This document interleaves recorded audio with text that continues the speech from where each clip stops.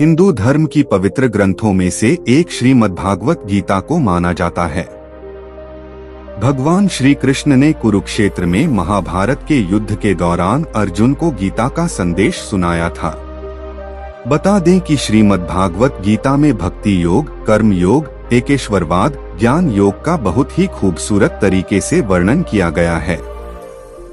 गीता में मानव जीवन से संबंधी कई समस्याओं का हल भी बताया है। व्यक्ति के जीवन में जब कोई समस्या आती है तो उसका हल ढूंढने के बजाय वह भागने लगता है।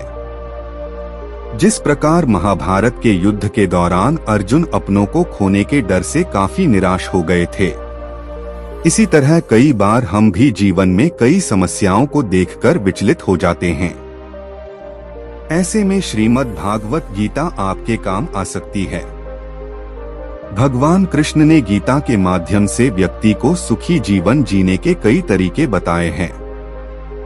ऐसे ही उन्होंने ऐसी 4 चीजों के बारे में बताया है जिसकी इच्छा व्यक्ति को कभी नहीं करनी चाहिए। इससे उसकी को कष्टों का भागीदार बनना पड़ता है।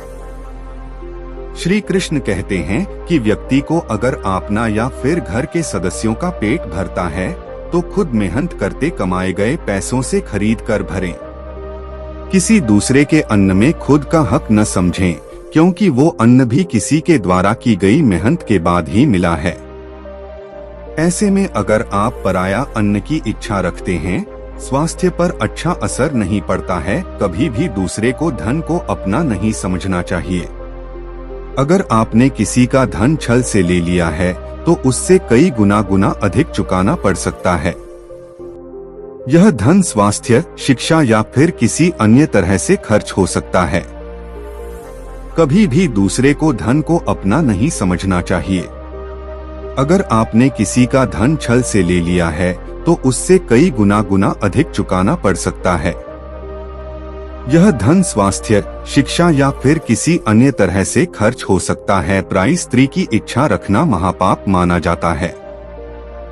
जिस तरह आप लहसुन या प्याज खाकर उसकी गंध को नहीं छिपा सकते हैं, इसी तरह किसी पराई स्त्री की इच्छा करने से उसे आप छिपाकर नहीं कर सकते हैं।